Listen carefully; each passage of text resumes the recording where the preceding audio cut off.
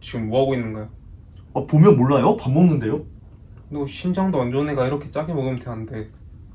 엄마가 이렇게 차려줬는데요? 정민 엄마 나와봐. 아니 좀 먹게 놔두지 왜 그래? 아니 병원에서 이렇게 짜게 먹이지 말고 저염식으로 먹이라 했는데 밥을 이렇게 차려주면 어떡해.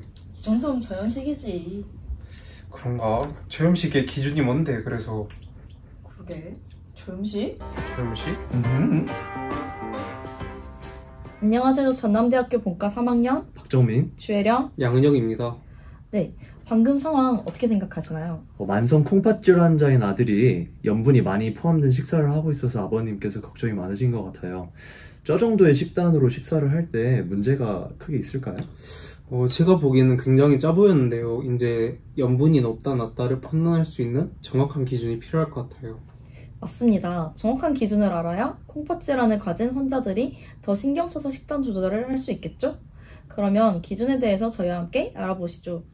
한국인의 하루 섭취량은 15에서 20g 정도인데요. 티스푼 서너 개 분량에 해당하는 양으로 세계보건기구 WHO가 권고한 적정 섭취량인 6g보다 최고 3배 이상 많습니다. 전문가들은 소금이 많이 들어간 국, 찌개, 김치에 각종 염장식품 밑반찬을 곁들여 먹는 식단이 문제라고 지적한다고 합니다. 그런데 말입니다. 신장 질환자가 애초에 염분 섭취를 조심해야 되는 이유가 뭔가요? 이제 짜게 먹으면 몸의 제흡수가 늘어나게 돼서 체액량이 늘어나게 되고 이는 고혈압으로 이어지게 됩니다. 뿐만 아니라 레닌 안지오텐신 시스템과 교감신경계도 항진시켜서 사구체의 여과율이 높아지게 되는데 이는 콩팥 기능이 저하된 환자에서는 심기능이 더 떨어지게 하는 악순환이 반복되게 됩니다. 근데 말씀하신 것 중에 체액량 늘어나는 게 문제가 된다면은 짜게 먹은 다음에 물 섭취를 안 하면 되는 문제 아닌가요? 물을 직접 섭취하지 않아도 뇌의 시상하부에서 ADH가 분비되어 체내 삼투압을 유지하는 기능을 하게 됩니다. 그 결과로 체액량이 증가하게 되는 거죠. 또한 체액량 증가 및 교감신경의 항진으로 심장의 기능 손상이 초래되는데요. 그 때문에 심장병에서 가장 많은 사망 원인은 심혈관계 합병증입니다. 심혈관계 합병증이요? 너무 무서운데요? 그렇다면은 맨밥에다가 생야채만 먹으면은 해결될 문제 아닌가요? 그것도 안 됩니다. 왜냐면 우리가 먹는 거의 모든 식품은 따로 소금을 치지 않아도 애초에 소금 성분이 조금씩 들어있기 때문입니다. 맞습니다. 가령 쌀밥 한 공기에 4.5mg, 고구마 반쪽에 48.75mg, 돼지고기 등심 1인분에 165mg, 달걀 한 개에 157.5mg의 소금이 들어있습니다. 헐, 그렇다면 고기나 곡류뿐만 아니라 짜다고 생각되지 않았던 냉한 음식에도 소금이 다 들어있었군요. 그렇다면 저염식을 한다고 했을 때 몇 그램 정도의 소금을 하루에 먹어야 적당한가요? WHO는 6g을 권고하고 있지만 인체가 필요한 최저량은 1.5에서 2g 정도 됩니다. 우리가 자연스럽게 섭취하는 소금이 2g 안팎이므로 인체가 필요로 하는 소금의 양과 얼추 비슷하다고 볼 수 있습니다. 근데 그람수로 얘기해 주시니까 좀 잘 감이 안 오는 것 같은데 소금 1g이 어느 정도 되는 건가요? 반찬에서 이제 말씀을 드리면 김치나 깍두기 종류의 경우에는 하루에 3-4조각 정도가 1g이 되고, 그다음 메추리알 장조림은 3-4조각, 또 그다음 멸치볶음 2스푼, 그리고 연근조림 4-5숟가락 정도로 먹으면은 1g 정도가 돼요.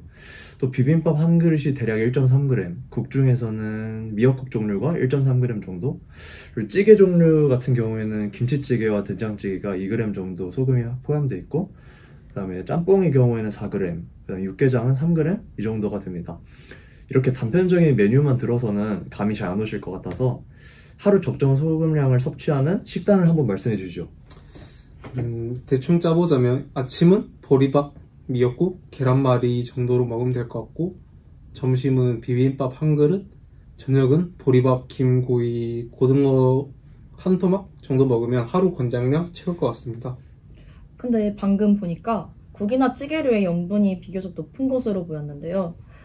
국이나 찌개, 젓갈 위주인 한국인 식사에서 신질환자가 염분 섭취를 줄일 수 있는 방법으로는 어떤 것이 있을까요? 국물 섭취를 줄이고 국보다는 숭늉, 보리차를 이용하면 되고, 국이나 찌개 이외에도 젓갈이나 장아찌 등을 조심하면 될 것 같습니다. 근데 제가 마트에서 저염 소금이라는 걸 본 적이 있는데 이걸 먹는 건 혹시 어떤가요? 저염소금은 이제 나트륨 대신 칼륨을 이용해서 짠맛을 내는 건데, 칼륨 섭취에 주의가 필요한 환자들, 특히 투석을 앞두고 있는 환자들은 이제 더욱 주의해야 하므로 해결책으로 보기에는 어려울 것 같습니다. 그럼 아까 처음의 상황으로 이제 되돌아가서 저 상황에서 아들의 식단에서 염분을 낮출 방법은 따로 없을까요? 장아찌랑 젓갈보다는 백김치나 나물 반찬이 더 좋을 것 같고요. 김치찌개 같은 이제 찌개류의 국물보다는 국물을 많이 먹지 않는 것이 좋을 것 같습니다. 또한 소금 대신에 식초로 가늘한 오이 무침 등을 시도해보는 것이 좋겠죠? 이제 덧붙여서 심장병이 진행하게 되면 심부전 상태가 되는데, 이때는 저염식만으로는 몸의 혈압과 부종의 조절이 어렵기 때문에 이때는 저염식뿐만 아니라 이뇨제를 함께 복용해서 효과를 더욱더 크게 볼 수 있습니다.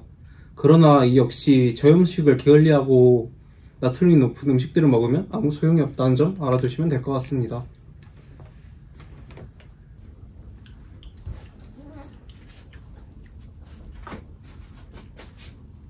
야, 우리 아들 국대신 숭늉해서 심심하게 잘 먹고 있네. 아빠, 저염식 식사 한 끼 해보니 끝맛도 깔끔하고 속까지 시원해진 느낌이에요. 장하다 우리 아들. 저염식 최고!